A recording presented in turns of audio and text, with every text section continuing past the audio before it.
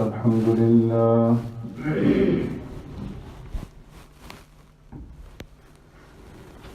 الحمد لله نحمده ونستعينه ونستغفره ونؤمن به ونتوكل عليه ونعوذ بالله من شرور أنفسنا ومن سيئات أعمالنا من يهده الله فلا مضل له ومن يضلله فلا هادي له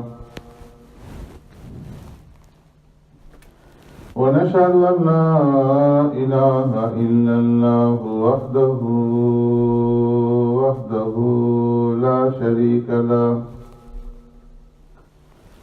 ونشهد أن سيدنا وسندنا ونبينا ومولانا محمدا عبده ورسوله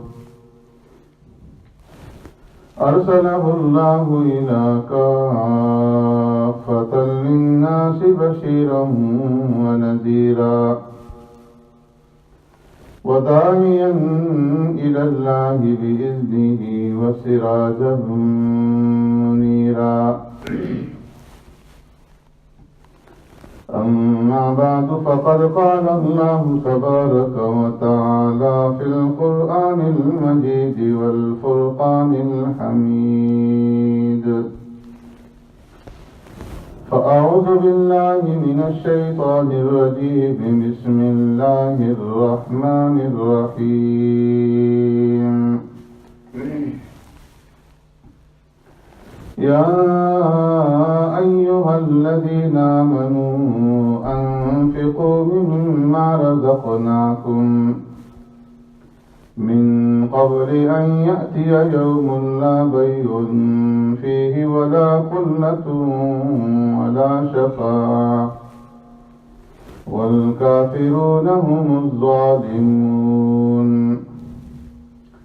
الله لا إله إلا هو الحي القيوم لا تأخذه سنة ولا نوم له ما في السماوات وما في الأرض من ذا الذي يشفع عنده إلا بإذنه يعلم ما بين أيديهم وما خلفهم ولا يحيطون بشيء من علمه إلا بما شاء وسع كرسيه السماوات والأرض ولا يؤوده حفظهما وهو العلي العظيم صدق الله مولانا العظيم يا رب صل وسلم دائما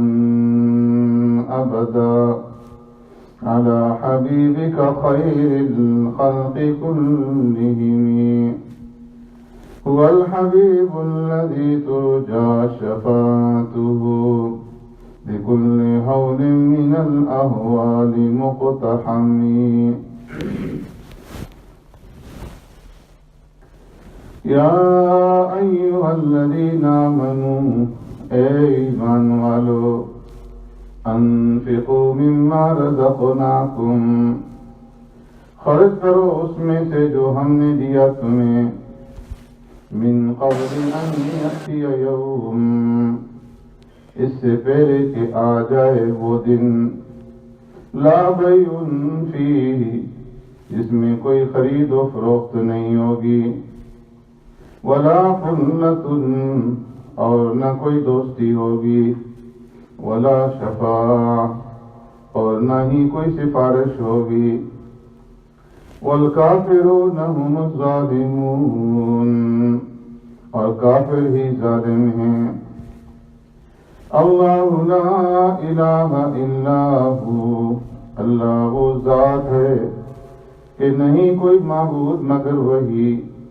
الحی القیوم وہ ہمیشہ سے ہے اور تھامنے والا ہے لا تأخذه سنة ولا نوم نہیں پکڑتی اسے اونگ اور نہ نیند. لہو ما فی السماوات وما فی الارض، اسی کے لیے ہے جو کچھ ہے آسمانوں میں اور جو کچھ کے ہے زمین میں. من ذا الذی یشفع عنده الا بإذنہ، کون ہے جو سفارش کرے اس کے پاس بغیر اس کی اجازت کے. یعلم ما بین ایدیہم وما خلفہم، وہ جانتا ہے جو کچھ ان کے سامنے ہے اور جو کچھ ان کے پیچھے ہے. ولا یحیطون بشیء من علمہ، اور وہ احاطہ نہیں کر سکتے اس کے علم میں سے کسی چیز کا. الا بما شاء، مگر جو وہ چاہے. وسع کرسیہ السماوات والارض، اور اس کی کرسی میں وسعت ہے آسمانوں اور زمین کی. ولا یؤودہ حفظہما، اور نہیں دشوار اس کے لیے ان دونوں کی حفاظت کرنا. وَهُوَ الْعَلِيُّ الْعَظِيمُ، اور وہ عالی شان ہے عظمتوں والا. آمنت باللہ وبآیاتہ،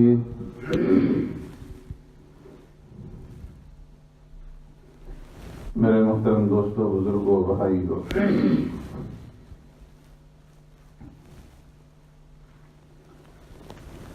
اس سے پہلی آیت کریمہ میں نبوت اور رسالت کے بارے میں ذکر تھا، اور اس آیت کریمہ میں انفاق فی سبیل اللہ کا ذکر ہے. اور اس آیت کریمہ کا تعلق آیت نمبر 244 سے ہے جو پہلے گزر چکی، کہ جس میں بنی اسرائیل کے اس طبقے کا ذکر تھا کہ جو ہزاروں کی تعداد میں موت سے ڈر کر کے اپنے گھروں سے نکلے تھے، اور پھر اللہ رب العزت نے ایک وادی کے اندر ان سب کو موت دے دی تھی. اور پھر حزقیل علیہ السلام کی دعا کے نتیجے میں اللہ تبارک و تعالیٰ نے ان سب کو دوبارہ زندگی بخشی.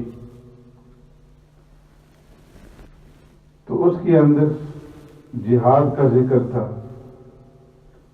اس کے بعد فرمایا کہ من ذا الذی یقرض اللہ قرضا حسنا، کہ کون ہے وہ انسان جو اللہ تبارک و تعالیٰ کو قرض حسنہ دے، اور پھر اللہ رب العزت اس کو بڑھا چڑھا کر کے کئی گنا دگنا کر کے اسے واپس کرے. اس کے بعد پھر طالوت کا ذکر ہوا اور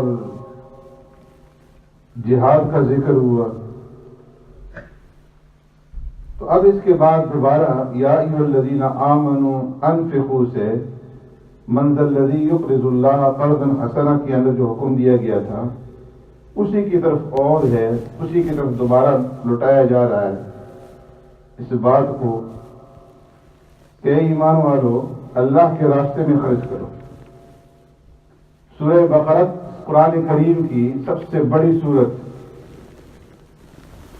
اور اس سورت کے اندر عبادات اور معاملات کے بارے میں اللہ رب العزت نے احکامات بیان فرمائے ہیں، جن میں سے اکثر احکامات آپ حضرات کے سامنے بیان کیے جا چکے دوسرے سپارے کے اندر. تو ان تمام احکامات میں سے سب سے زیادہ جو مشکل ہے، سارے ہی احکامات پورا کرنے، ان کے اوپر چلنا، ان کے اوپر عمل کرنا انسانوں کے لیے مشکل ہوتا ہے، نفس کے اوپر دشوار ہوتا ہے. لیکن خاص طور پر اعمال میں دو عمل ایسے ہیں کہ جو انسان کے لیے بہت ہی مشکل ہیں. ایک ہے جان کی قربانی اور دوسری ہے مال کی قربانی۔ اسی لیے اللہ تبارک و تعالیٰ نے قرآن کریم کے اندر ان دو چیزوں کے بارے میں، ان دو اعمال کے بارے میں بار بار حکم دیا ہے کہ اللہ کے راستے میں جان قربان کرنے کی ضرورت پڑے تو جان کی قربانی پیش کرو، اور اللہ کے راستے میں مال کی قربانی کی ضرورت پڑے تو مال قربان کرو۔ اس لیے اللہ نے یہاں پر خطاب فرمایا یا ایھا الذین آمنوا، اے ایمان والو۔ یہ انداز ہے اللہ رب العزت کا، ایمان والوں کو جب خاص چیز کا حکم دینا ہوتا ہے، کوئی خاص حکم دیا جاتا ہے تو اس وقت یہ انداز اختیار کیا جاتا ہے یا ایھا الذین آمنوا، کہ اے ایمان والو، اے وہ لوگو آمن بی، کہ جو میرے اوپر ایمان لائے ہو، میں تم سے خطاب کر رہا ہوں۔ یہ خطاب عام انسانوں کے لیے نہیں ہوتا کہ جو کافر ہیں، جو مشرک ہیں، جو اللہ کے اوپر ایمان نہیں رکھتے، بلکہ یہ خطاب خاص ہوتا ہے ایمانداروں کے ساتھ کہ اے وہ لوگو جو میرے اوپر ایمان لائے ہو، اس لیے اب میں تمہیں جو حکم دینے جا رہا ہوں اس حکم کو غور سے سنو اور اس کے اوپر عمل کرو، اس لیے کہ تمہاری بھلائی اسی کے اندر ہے کہ تم اس حکم کے اوپر بغیر چوں چرا کے، بغیر ہیل و حجت کے اس آنے والے حکم کے اوپر عمل کرو کہ اس میں تمہاری خیر ہے، تمہاری بھلائی ہے۔ جس طرح کہ عام انسان ہے، کوئی کافر اور مشرک ہے، وہ اللہ کے خطاب کے اوپر توجہ نہیں رکھتا، اس کے اوپر کان نہیں دھرتا۔ اللہ نے فرمایا کہ شراب مت پیو، شراب پینے سے اللہ نے منع کر دیا، لیکن عام آدمی اس حکم کے اوپر کان نہیں دھرتا، وہ شراب پیتا ہے۔ لیکن جب وہ ڈاکٹر کے پاس جاتا ہے، طبیب کے پاس جاتا ہے، اور ڈاکٹر اور طبیب اس سے یہ کہتا ہے کہ اگر تم شراب پیو گے تمہارا جگر ضائع ہو جائے گا اور فلاں فلاں بیماریاں تمہارے اوپر اٹیک کر سکتی ہیں، اس شراب پینے کے فلاں فلاں نقصانات ہیں جو تمہارے اوپر آ سکتے ہیں، تمہاری صحت کو نقصان پہنچ سکتا ہے، تمہاری زندگی جا سکتی ہے، اس لیے تم شراب نہ پیو، تو وہ شراب پینا ترک کر دیتا ہے کہ مجھے ڈاکٹر نے منع کیا ہے کہ تم نے شراب نہیں پینی، تو اس کا ایمان ڈاکٹر کے اوپر ہے، اللہ کے اوپر نہیں ہے۔ لیکن جو ایمان والے ہیں ان کے پاس جب یہ حکم آ گیا کہ لا تشربوا، شراب مت پیو، شراب تمہارے لیے حرام ہے، تو پھر اہل ایمان اس کے اندر یہ نہیں دیکھتے کہ کیوں شراب سے روکا گیا ہے، اس روکنے کی وجہ کیا ہے، اس کے اندر حکمت کیا ہے، وہ پھر حکمت کی تلاش میں نہیں پڑتے، وہ مطلقاً جب اللہ کا حکم آ گیا تو رک جاتے ہیں اور سمجھتے ہیں کہ اس کے اندر ہمارے لیے بھلائی ہے، اللہ ہمارے اوپر رحیم ہے، کریم ہے، مہربان ہے، اللہ ہم سے محبت کرتے ہیں، اسی وجہ سے روک رہے ہیں، تو اللہ جب روک رہے ہیں تو ضرور اس کے اندر نقصان ہوگا۔ وہ ڈاکٹر کا انتظار نہیں کرتے کہ ڈاکٹر ہمیں روکے گا تب ہم روکیں گے، بلکہ ایمان والوں کے سامنے جب اللہ کا حکم آ گیا تو بس اسی وقت وہ رک گئے۔ یہ ایمان والوں کی شان ہے۔ تو فرمایا کہ یا ایھا الذین آمنوا، اے وہ لوگو جو میرے اوپر ایمان لائے ہو، انفقوا مما رزقناکم، جو ہم نے تمہیں دیا ہے اس میں سے خرچ کرو۔ یہاں پر انداز بھی اللہ رب العزت نے ایسا اپنایا ہے کہ انفقوا مما رزقناکم، اے ایمان والو جو ہم نے تمہیں دیا اس میں سے خرچ کرو۔ بتایا یہ کہ تمہارے پاس جو کچھ ہے، مال اور دولت، جتنا بھی سرمایہ ہے وہ تمہارا اپنا نہیں ہے، وہ سب کا سب ہمارا دیا ہوا ہے. تو اس لیے جب دیا ہی ہم نے ہے تو پھر جب ہم خرچ کرنے کا حکم دے رہے ہیں تو پھر یہ خرچ کرنا تمہارے لیے دشوار نہیں ہونا چاہیے. اس خرچ کرنے کے اندر تمہیں کوئی مشکل پیش نہیں آنی چاہیے، بلکہ انفقوا مما رزقناکم، ہمارا ہی دیا ہوا ہے اور ہم تمہیں خرچ کرنے کا حکم دے رہے ہیں. فرمایا کہ اگر انسان اپنی مرضی سے اپنی خواہش سے یہ چاہے کہ اس کو کچھ حاصل کر لے مال و دولت تو وہ نہیں حاصل کر سکتا. بظاہر تو انسانی محنت کرتا ہے، حرکت کرتا ہے، گھر سے چلتا ہے، دن بھر محنت کرتا ہے، دکان پہ بیٹھتا ہے، ملازمت کرتا ہے، صبح سے شام تک ڈیوٹی دیتا ہے. بظاہر تو یہی نظر آتا ہے کہ انسان محنت کر کے مال کما رہا ہے، لیکن اللہ فرماتے ہیں کہ مما رزقناکم، نہیں، یہ ہمارا دیا ہوا ہے. بے شک حرکت تم کرتے ہو، لیکن حرکت کی قوت اور طاقت تمہیں کس نے دی؟ اگر تمہارے اندر حرکت کرنے کی طاقت ہی نہ رہتی، تمہارے ہاتھ پاؤں کام ہی نہ کرتے، ہاتھ نہ چلتے، پاؤں نہ چلتے، تمہارا دماغ کام نہ کرتا، تم ڈیوٹی دینے کے قابل ہی نہ رہتے، تمہارے اندر سمجھ بوجھ ہی نہ ہوتی، تمہارے اندر قوت اور طاقت ہی نہ ہوتی، تو کہاں سے کماتے؟ اس لیے جو کچھ دیا گیا ہے تمہیں وہ سب ہمارا ہی ہے. قوت اور طاقت ہم نے دی، سمجھ بوجھ ہم نے دی، تمہارے اندر توانائی ہم نے رکھی. تو اس لیے جو کچھ تم کما رہے ہو، جو بھی اسباب اور وسائل ہیں وہ ہم نے مہیا کیے ہیں. کمانے کے جتنے اسباب اور وسائل ہیں یہ ہمارے دیے ہوئے ہیں، ہمارے عطا کیے ہوئے ہیں. تو اس لیے تمہیں خرچ کرنے کے اندر پس و پیش سے کام نہیں لینا چاہیے، تمہارے لیے تردد نہیں ہونا چاہیے. انفقوا مما رزقناکم، جو ہم نے تمہیں دیا ہے اس میں سے خرچ کرو. اور پھر خرچ کیوں کرو؟ ہم اپنے لیے نہیں مانگ رہے، ہمیں کوئی ضرورت نہیں ہے، بلکہ ہم تو خود دینے والے ہیں. رزق ہمارے قبضہ قدرت کے اندر ہے، رزق دینے والے ہم ہیں. ہم تم سے جو مانگ رہے ہیں کہ تم خرچ کرو، اس لیے کہ اس میں تمہارے لیے بھلائی ہے، تمہارے لیے خیر ہے، اور تمہارے مسکین بھائیوں کے لیے ہم مانگ رہے ہیں کہ تم اپنے مسکین اور محتاج اور ضرورت مند بہن بھائیوں کے اوپر خرچ کرو، اس لیے کہ وہ فقیر ہیں، محتاج ہیں، ضرورت مند ہیں. جس طرح آج وہ ضرورت مند ہیں، کل تم بھی ضرورت مند بن سکتے ہو. آج تم دینے والے ہو، کل اگر تم سے اللہ چھین لے تو تم دوسروں کے سامنے پھر لینے کے لیے ہاتھ پھیلاؤ گے.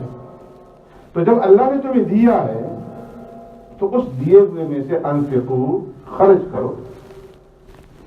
اور فرمایا کہ من قبل ان یأتی یوم لا بیع فیہ ولا خلہ ولا شفاع، خرچ کرنے کا جو موقع ہے، جو میدان ہے خرچ کرنے کا، وہ یہ دنیا ہے. اس وقت کی آنے سے پہلے پہلے، اس دن کی آنے سے پہلے پہلے خرچ کرو. من قبل ان یأتی یوم، اس سے پہلے کہ وہ دن تمہارے پاس آ جائے، یعنی قیامت کا دن، لا بیع فیہ، جس دن کے اندر کوئی خرید و فروخت نہیں ہوگی. دنیا کے اندر خرید و فروخت ہو سکتی ہے، کوئی انسان پکڑا جائے وہ اپنے آپ کو چھڑا سکتا ہے، لیکن وہاں پر نفسی نفسی کا عالم ہوگا اور کوئی کسی کے کام نہیں آئے گا. لا بیع فیہ، دنیا کے اندر اگر کسی آدمی کو پکڑ کر کے تھانے میں بند کر دیا جائے، وہ تھانے دار کی مٹھی گرم کر کے FIR جو ہے اپنے نام پہ اپنے مرضی کے مطابق لکھوا سکتا ہے. اگر اسے جیل کے اندر ڈال دیا جائے، وہ وکیل کو خرید سکتا ہے، جج کو خرید سکتا ہے، اپنے حق میں فیصلہ کروا سکتا ہے، اس مصیبت سے نکل سکتا ہے. لیکن وہ دن جو ایسا دن ہے کہ احکم الحاکمین رب العالمین کی بارگاہ کے اندر تم حاضر ہوگے، لا بیع فیہ، وہاں پر کوئی خرید و فروخت نہیں چلے گی. ساری دنیا کے خزانے تم صرف کر دو اور یہ چاہو کہ ہماری جان بخشی ہو جائے، فدیے کے اندر جو کچھ دنیا کے اندر ہے سب دے دو، تو تمہارا وہ فدیہ قبول نہیں کیا جائے. اس لیے اس دن کے آنے سے پہلے پہلے خرچ کر دو تاکہ تمہارے لیے کچھ ذخیرہ بن جائے. ولا خلا، اور وہ دن ایسا دن ہے کہ لا خلا، وہاں پر کوئی دوستی نہیں ہے. دنیا کے اندر مسائل سے چھٹکارا پانے کے لیے یا اپنا مقصد حاصل کرنے کے لیے دوسرا جو ذریعہ ہوتا ہے وہ یہ ہوتا ہے کہ تعلقات کو اپنایا جاتا ہے، تعلقات کو استعمال کیا جاتا ہے. جہاں پر کسی کے ساتھ واقفیت ہے، بھائی چارہ ہے، دوستی ہے، تو وہاں پر اس تعلق کو استعمال کر کے اپنا کام لوگ نکال لیتے ہیں. اگر جتھا ہے، جماعت ہے، برادری ہے، تو اس کا پریشر ڈال کر کے آدمی اپنا مقصد نکال لیتا ہے. اب آپ کو جو ہے کسی جرم سے چھڑوا سکتا ہے، لیکن فرمایا کہ ولا خلا، قیامت کا دن ایسا دن ہے کہ وہاں پر کوئی دوستی نہیں ہو، بلکہ یوم لا بیع فیہ ولا خلال، نہ وہاں خرید و فروخت ہے نہ دوستی ہے، بلکہ دوستیاں ختم ہو جائے گی. صرف متقین جو ہے ان کی دوستی باقی رہے گی، اور جو ظالمین ہوں گے ان کا آپس میں ایک دوسرے کے ساتھ کوئی تعلق نہیں ہوگا، دوستیاں دشمنی میں تبدیل ہو جائیں گی. تو اس دن کے آنے سے پہلے پہلے اللہ کے راستے کے اندر خرچ کر دو. یوم لا بیع فیہ ولا خلہ ولا شفاعہ، اور تیسری چیز یہ کہ وہاں پر کسی کی سفارش بھی نہیں چلے گی. دنیا کے اندر جو تیسرا سبب ہے وسائل کا، کہ لوگ سفارش کروا لیتے ہیں اپنا کام نکالنے کے لیے، کسی وزیر سے، کسی مشیر سے، کسی سرکاری عہدیدار سے، بڑے گریڈ کے آفیسر سے، کسی بڑے مالدار آدمی سے سفارش کروا لی، کسی جج سے سفارش کروا لی، اپنا کام نکال دیا. فرمایا ولا شفاعہ، لیکن قیامت کے دن یہ بھی نہیں ہوگا کہ وہاں کوئی سفارش کر سکے. وہی آدمی سفارش کر سکے گا کہ جس کو اللہ رب العزت سفارش کی اجازت دیں گے، اور وہ کوئی بات اپنی زبان سے نہیں نکال سکے گا. لا يتكلمون الا من اذن له الرحمن وقال صوابا، جو رحمان کہیں گے اس کے مطابق ہی وہ سفارش کرے گا، وہ بولے گا. اور وہاں پر کوئی آدمی جھوٹ نہیں بول سکتا، جھوٹی سفارش نہیں کر سکتا. وقال صوابا، جو کہے گا سچ سچ کہے گا. تو اس لیے فرمایا کہ والکافرون هم الظالمون، اے ایمان والو، اس قیامت کے دن کے آنے سے پہلے پہلے کہ جس میں نہ شفاعت ہے، نہ دوستی ہے، نہ خرید و فروخت ہے، اللہ کے راستے میں خرچ کر لو کہ تمہارے حق میں یہ بہتر ہے. اور باقی کافر جو ہیں وہ ظالم ہیں.